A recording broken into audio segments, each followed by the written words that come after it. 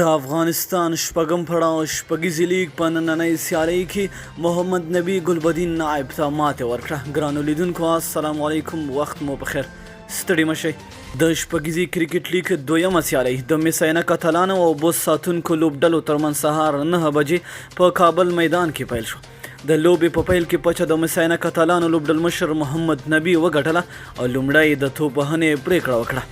د میسینا کاتالانو لوبډلې په ټاکلو 10 اورونو کې د 8 لوبغاړو په سوځېدو 156 منډې وکړې چې له ډلې نورعلي زدران 30، طارق ستانکزي 25 او رحمان الله ګربز 13 منډې وکړې.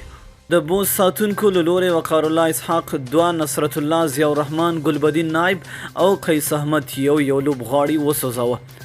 د 150 منډو د هدف په تعقیب کې د بوس ساتونکو لوبډلې په ټاکلو 10 اورونو کې د 9 لوبغاړو په سوځېدو 153 منډې وکړې او په 3 منډو یې لوبه وبایلله.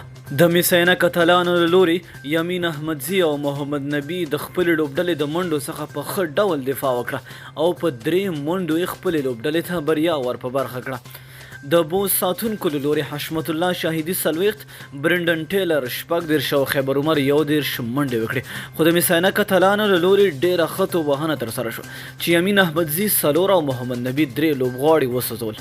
د لوبې د غوره لوبغاړي جایزه یمین احمدزي ته ورکړل شوه چې 4 مهمې ویکټې ترلاسه کړې. نو مینه او مننه چې ویډیو مو راسره تر پایه ولیدله. تر بیا ښې چارې.